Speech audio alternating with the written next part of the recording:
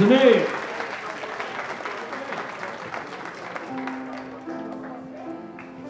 That was our theme song, written by Louis Armstrong in 1925, Cornet Chop Suey. Yes, we're named after a Louis Armstrong composition. And we've been using that name ever since the band started way back in 1996.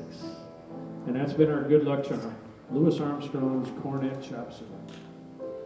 Now we're going to do, as I said, a tune that many people think is the most beautiful tune or the most perfect unto itself. And it certainly is when it's performed by the master, Louis Armstrong. Here is from 1927, Hot 7, West End Blues.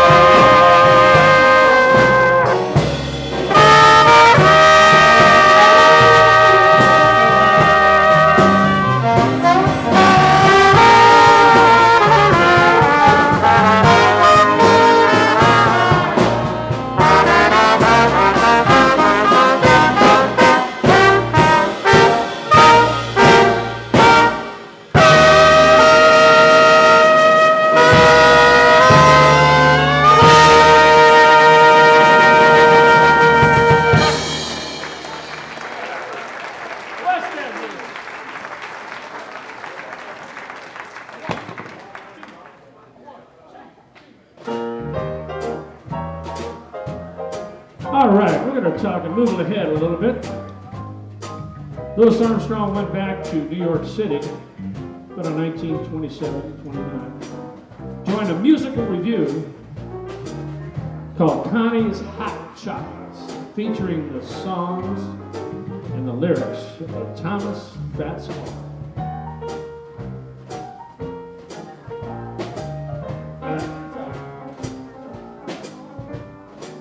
No one to talk with, all by myself. No one to walk with, but I'm just happy on this hill. Ain't misbehaving, saving my love for you. And you too. I know for certain that you are the one I love. I'm through with flirting, guess it's you alone I'm dreaming of. Ain't misbehaving, saving my love for you.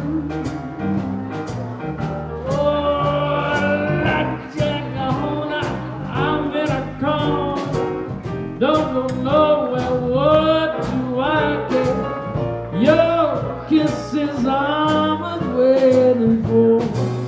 Please believe me, I don't say I'm late, nowhere to go. I'm on my honey, just speaking my video.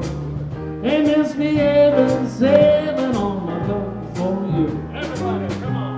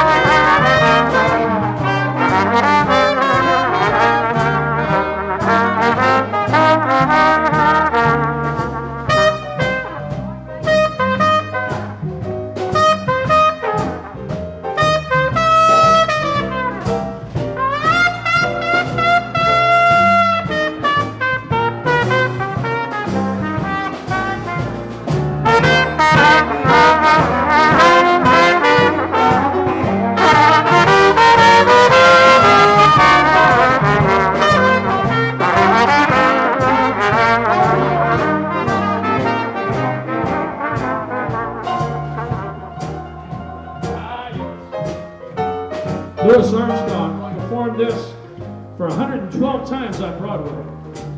And as a matter of fact, on opening night, the entire band, along with the audience, stood to applaud Louis Armstrong's performance. And at this time, by 1933, Louis Armstrong was one of the highest paid entertainers in the world, earning $8,000 a performance. $8,000 a performance. But by 1946, critics were charging Louis Armstrong's big band with being too commercial. And after a radio broadcast that brought Louis Armstrong back in touch with a lot of his New Orleans compatriots, long-term manager Joe Glazer got the idea to reform Louis Armstrong's band. And that's how we got Louis Armstrong's All-Stars, featuring the vocalist Velma Middleton, the instrumentalist Sid Catlett, Arvell Shaw, and the incomparable Jack Teagarden. Oh, gonna fix my microphone, it keeps slipping down. Gonna fill my lungs with lives of air. Play for Mr. Armstrong in his old rocking chair.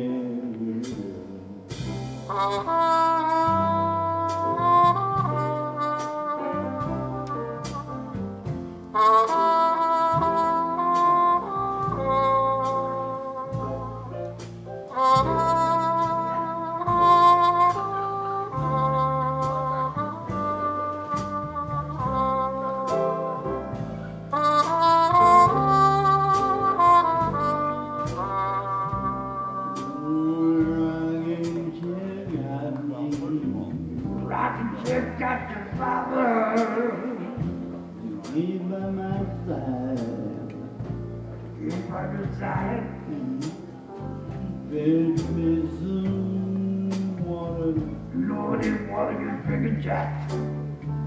Oh, I can in your eyes. I'm so pretend. Can't get from that cabin. What cabin jumping, father? I ain't going nowhere. You ain't going nowhere, no. You're grabbing, Grabbing, grabbing, grabbing.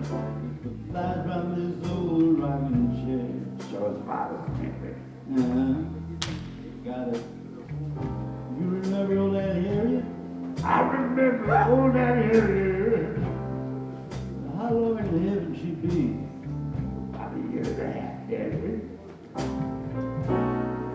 Send me down, sweet cherry.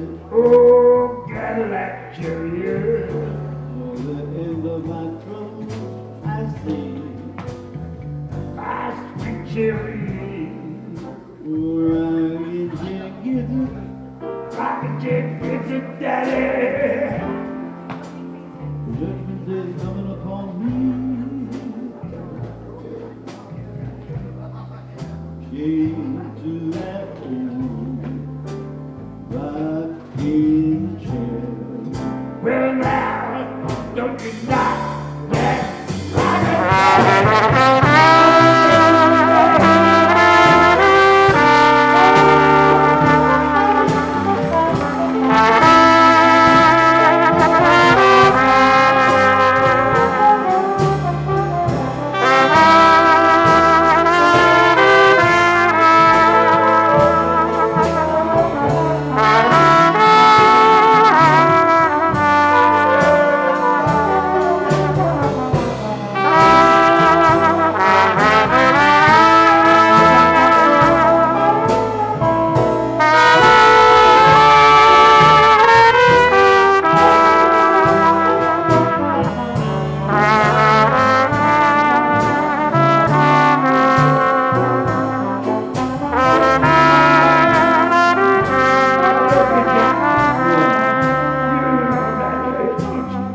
Yeah, she cut out, didn't she? Yes, dear. I remember her well. Well, not that well. Way up in heaven she be. I don't think so. Set me down, sweet cherry. I'll take a Saturn if you can find one. On the end of my troubles I see.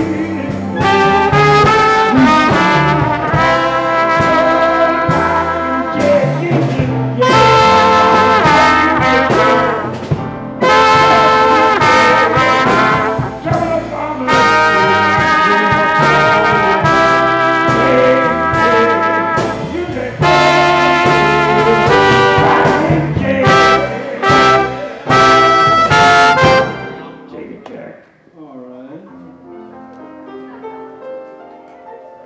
Oh, you know what? I just can't make this. You better end this before we blow those folks on the dance floor just tired. Yeah.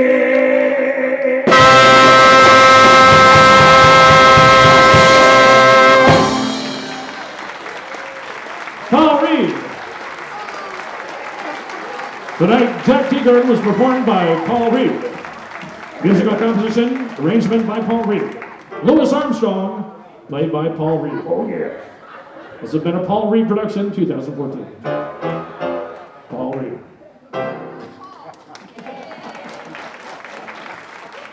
Thank you. Are you enjoying this as much as we are? Yeah! All right. Very cool. Hey, that's, I collect a lot of history of Louis Armstrong. I've got now 15 books. Some of them that are written by Louis Armstrong and about his early life and stuff. And I love trivial aspects in the stories about stuff. So let's talk about what everybody knows Louis Armstrong as Satchmo. And how that came about is kind of interesting. In New Orleans, young Louis Armstrong, when he first started playing, and he started playing, when he was still under the tutelage of Joe Oliver, when he would come in, everybody talked about this skinny kid with a great big smile. and a huge smile. Matter of fact, someone said, you got a smile like a big old satchel. So they called him Satchel Mouth, meaning that he had just a huge, big smile. So he went to England, and he was being interviewed by an English reporter, and the English reporter came up and he goes, "Hey, Satchmo, what are you going to be?" And he's like, "What? What did you call me?" He said, "Satchmo." And he goes, "Satchmo." And Louis Armstrong, forevermore, he loved it. And he started signing his correspondence Satchmo. And that's how the nickname got, and he loved it, and he's the one who pushed it. So that's how we got Satchmo. But I'd like to introduce everybody in our band so you know who they are. Starting with this man on the trombone in the S&E. For 35 years, he has been a molder of young minds, being the director of jazz studies at the Southern Illinois University of Edwardsville. He is now officially retired and has been awarded Professor Emeritus Brett Stamps.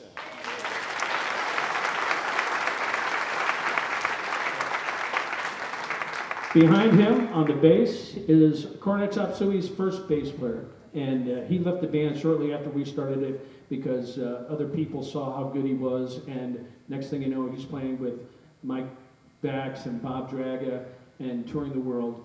And then with the retirement of our longtime bass player Al Sherman, he is now back in our band. And he's a wonderful arranger. He still, does his church music and is arranging for church stuff. And plus, he plays almost every great show of any entertainer that has come into St. Louis. Ladies and gentlemen, Jay Hungerford.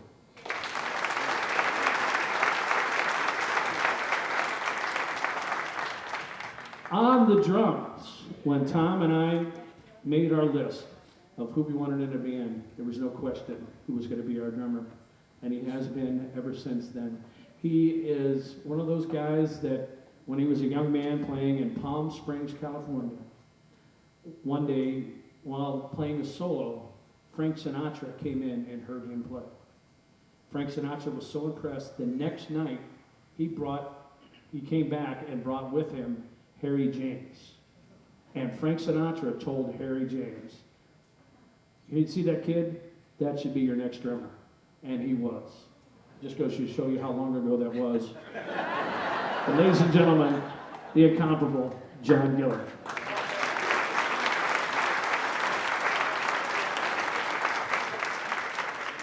On the clarinet, and he came into this group when one of our original members passed. And before he left us, he wanted to make sure that Cornet Chop Suey continued. And he said there'd be no better person to replace him than Jerry Epperson. We didn't know that Jerry played clarinet. We only knew Jerry as being a bari saxophone player. And we didn't know that he played good clarinet. He said on the phone, "Yes, I play clarinet." We didn't know he played clarinet until the first concert that we played and actually saw what he looked like. And I'm serious, that's the way the band looked. And we were so pleased. I remember looking at I still do, and we both went, ah. Because he is a wonderful clarinet, and he's also a wonderful guy, a great arranger, and forevermore, the one, Jerry Epperson.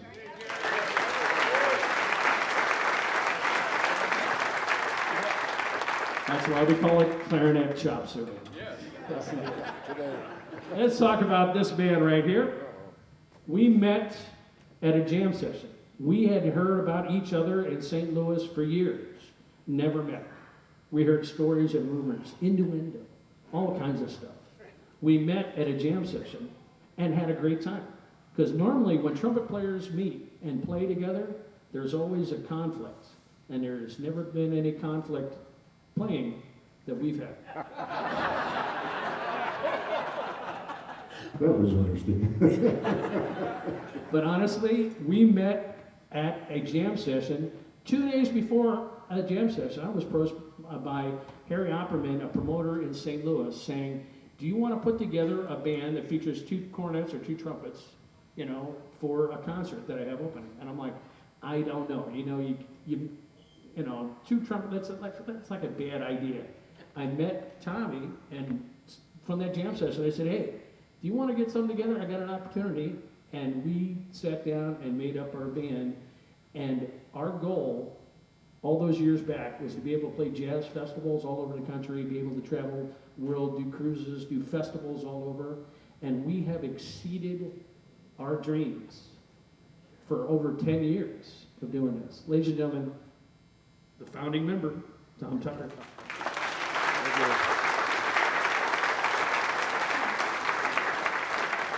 This next person, Paul Reed. Yes, Paul Reed. We were warned about Paul Reed. Keep it clean now. Yes, I'll keep it. I was warned about you. That you're just this amazing, it's hard to control. And that has been an understatement of yours. There is no controlling here.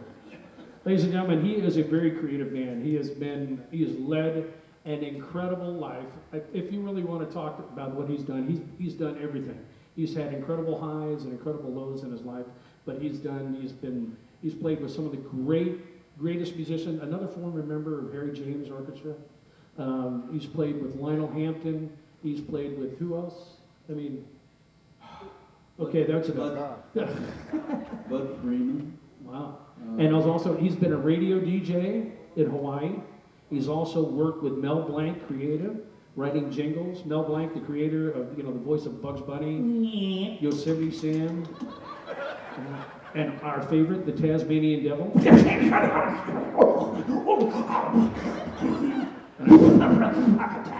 And I apologize right now for Dave Bennett when he gets to use that microphone. But ladies and gentlemen, he is an incredible creative man, Paul Reed.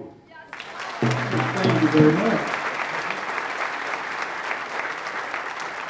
And yours truly, I'm Brian Casserly. I come from music. Everybody in this band comes from a different aspect of jazz and stuff. I come from the blues scene in St. Louis. I was part of a very successful blues band that toured all over the country when Cornet Chop Suey started. And it was like Cornet Chop Suey was just a sideline until after the first concert, we had 3 offers from festivals to go and play festivals. From the first concert, we were offered festival showcasing. And I'm like, wow, this is bizarre. And then we went to our first festival, and the second time we went there, we started out doing, like 4 festivals, then 7, then 15. Oh, what we did, we played one the first year, the first ever, and the next year we had 8. The next year we had 8 from that. And I'm like, this is like one of those times where it's more than the sum of its parts. You gotta do something, if you don't see where this goes, you're gonna regret it. So I left blues and I devoted myself to Cornet Chop Suey, and honestly, I make a whole lot less money, but I've had the best life I could ever imagine. All right.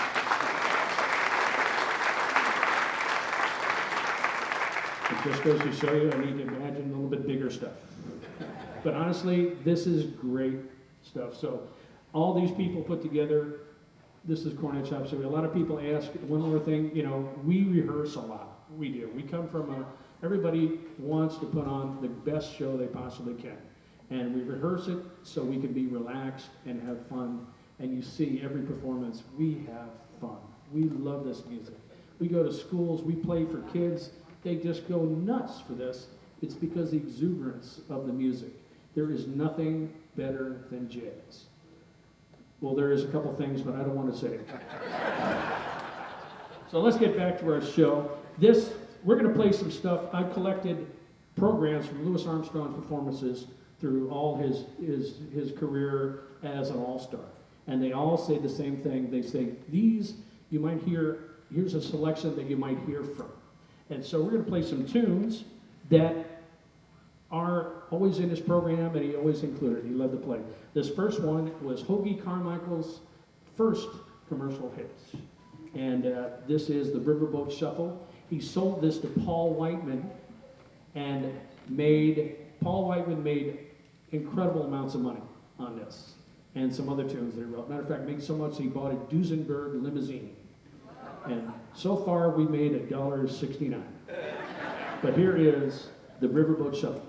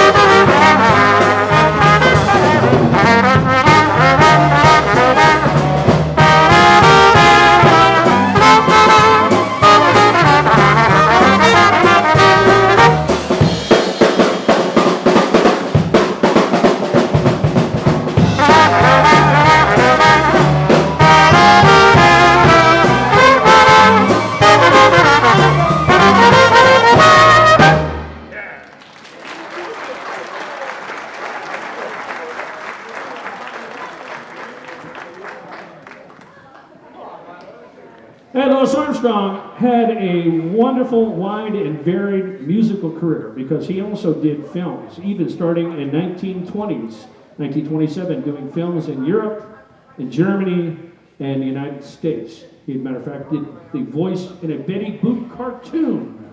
He did so many other things. But we're going to go ahead to 1952 because he did a song that was nominated for an Academy Award in 1952. But it lost out to the winner that year, which was then the Cool, Cool, Cool of the Evening. But we're going to do the song that didn't make it, but was in a wonderful film. What film was this in? Ball of Fire? Well, no. The Sunset Strip thing. The Sunset, okay, I okay. can't remember the title. Okay, but Mickey Rooney was in it. Yes. Yes, okay. But we're going to do that song for you right now, and here's our arrangement of Kiss to Build a Dream.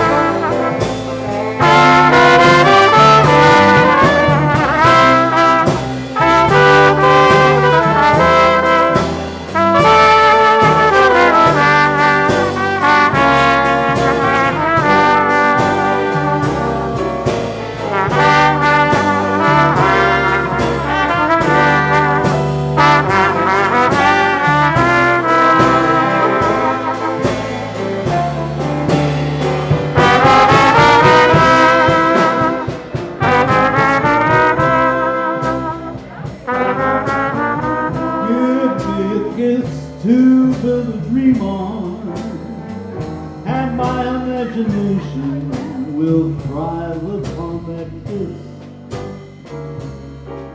Darling, I ask no more than this, a kiss to build a dream on.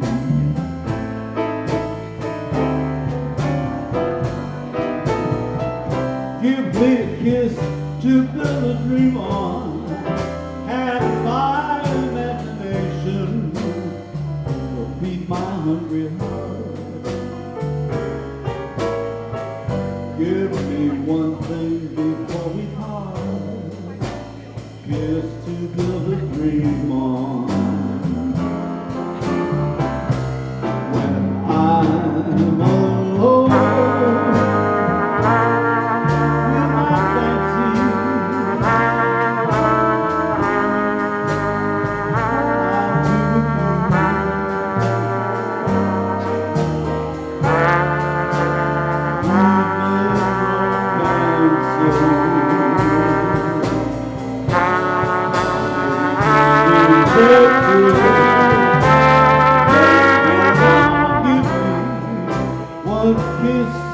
for just a moment, and my imagination will make that moment live.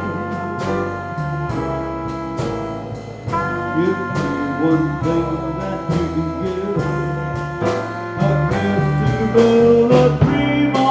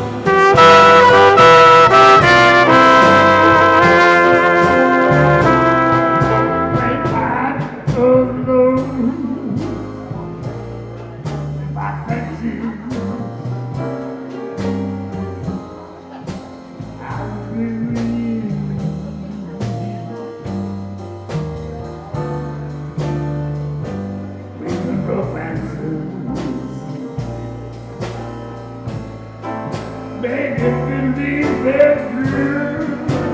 I'm alone.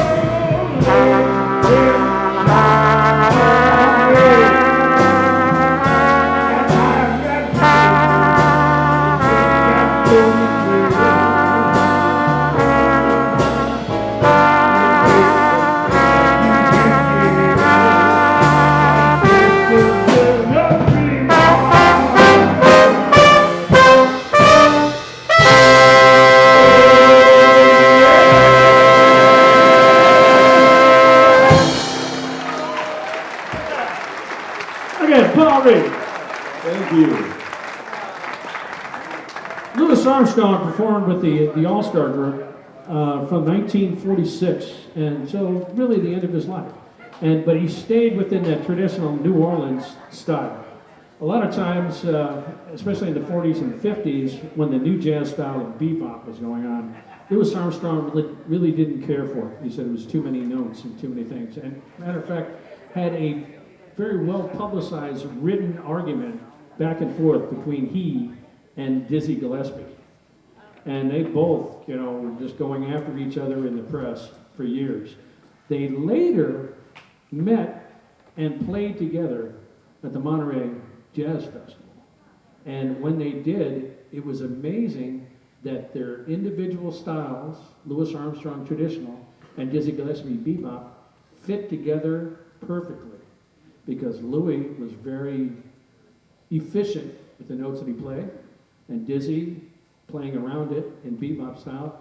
And they actually were very good friends, and many times Dizzy would meet with Louis Armstrong in his house in Corona, and they would joke and have a great time later on in his life. So even though, he didn't like bebop, he could bebop also with the best players that ever were.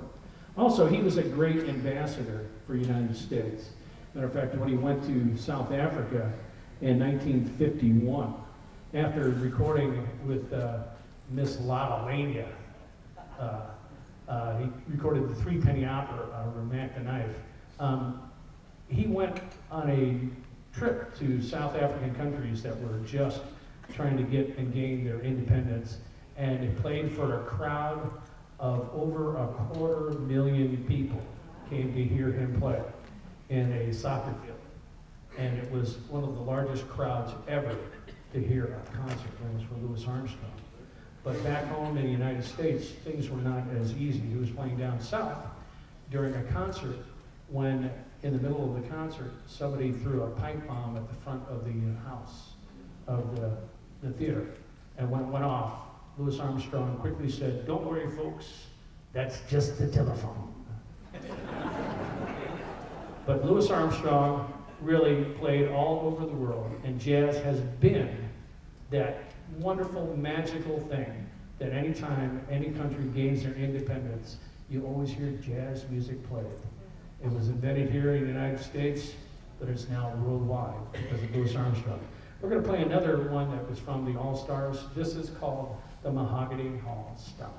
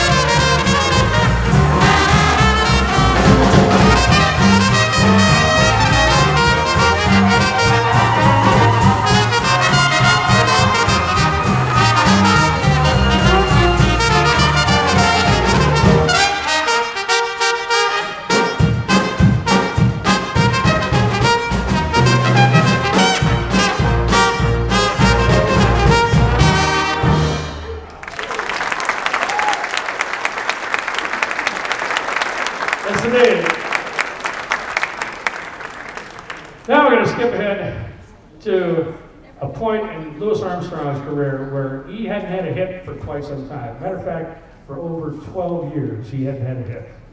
And people, you know, he was like redoing songs and albums that he had done many times in the past, and the companies were just not interested in Louis Armstrong, thinking, he's just an old hack. It's nothing new. Well, the manager, Joe Glazer, got a brilliant idea. He said to Cap Records, just let Louis Armstrong go in and make a couple demo recordings, just for free. Louis Armstrong came in and recorded some music. After that, he went on tour of South Americas and the Bahamas. Joe Glazer, hearing one of those tunes, decided to add a banjo part to it, and he told Cap Records, this is going to be a hit song. And it was, because by April 4th of 1964, it was the #1 song on the hit parade. #1. And that is when the Beatles were at their height too, because the Beatles had been exclusively in the #1 spot on the hit parade for over a year and a half. It knocked the Beatles out of first place. It was the last time, April 4th, 1964, the last time ever a jazz song reached #1. It was the last time a jazz song even reached the top 10. The New York Times estimated that this song was being played on radio stations across the United States 10,000 times a day. There were loudspeakers in Times Square playing this song 24 hours a day. And Louis Armstrong in the Bahamas couldn't figure out what people were yelling at him. They were yelling about this song. The band scoured all the islands looking for sheet music to learn the song because they had forgotten it. They had to have the song, the music airlifted into them so they can come back to the United States and perform this song. And I can think of no better person to do it right now than our own Paul Reed.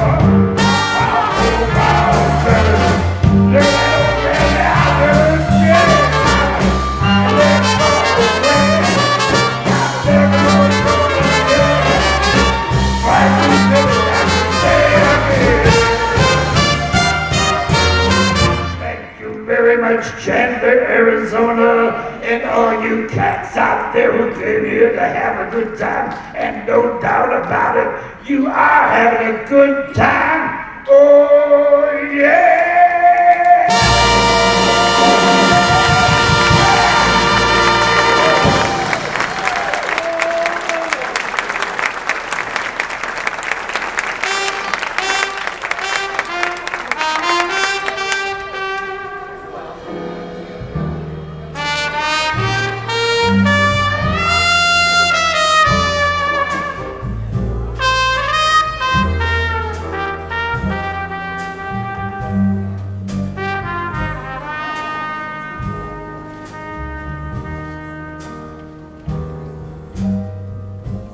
Pale moon shining on the fields below, folks crooning songs soft and low. Needn't tell me, 'cause I know when it's sleepy time down south. Pale moon shining through the pine wood tree. Folks down there, they live a life of ease. When the twilight brings that evening breeze, yes, it's sleepy time down south. Oh. Steamboats on the river keep coming and going, splashing the night away. Yeah. Hidden folks are singing, banjos have all ringing, they dance till the break of day. Dear old Southland with your dreamy song takes me back to where I belong. How I'm longing for my mother's arms with its sleepy time down south. Ladies and gentlemen, this has been Louis Armstrong's theme song since he first recorded it in 1935. It's hard to say what Louis Armstrong is. He's the creator of jazz. Duke Ellington said of Louis Armstrong, a truly good and original man. He enchanted thousands of people, inspired countless vocations, inspired thousands of trumpeters. For me, a truly good and original man. After years of heart problem, Louis Armstrong passed away shortly after celebrating his 71st birthday. Matter of fact, the night before he passed, he called up his doctor and said, "Doc, I think I'm going to get the band together to rehearse. I want to play again." But he passed away peacefully in his sleep at 6:30 in the morning on July 6th of 1971. It's hard to say what he means to us, the great trumpeter Dizzy Gillespie said. He's the creator of our language on the trumpet. He is everything unto himself. No sentences, no grand speeches. Just the name is enough. Louis Armstrong.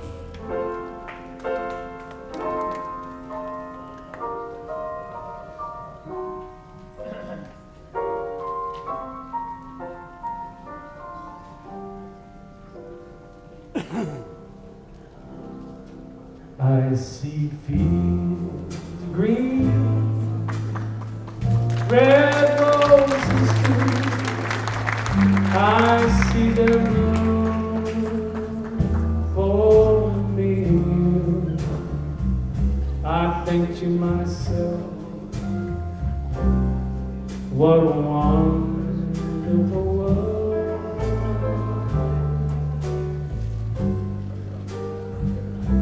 I see skies of blue, clouds of white, blessed day, the darkest sacred night, and I think to myself,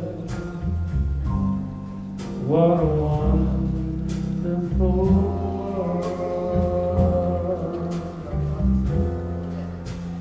All the colors of the rainbow, so pretty in the sky, shine also in the faces of people passing by. I see friends shaking hands, saying how do you do. They're really saying I love you. I hear babies cry, oh, I watch them grow. They'll learn much more than I'll ever know. And I think to myself, yes, what a wonderful world. Ladies and gentlemen, cornet chop suey, Jerry Emerson, Jerry Paul Reed on the piano and vocals, Brett Stamps on the trombone, Jay Underwood on the bass, Tom Tucker on the cornet, John Gillick is on the drums, yours truly, Brian Castellan on the trumpet. I hope you enjoyed our tribute to Louis Armstrong. Yes, again, we're going to be outside about 3:30, so please come and see us again. One more set today. And God willing, at Creek Dome Rides, we'll see you again and many other festivals throughout, so please don't forget, cornetchopsuey.com or our CD available in the best. And again, thank you very much.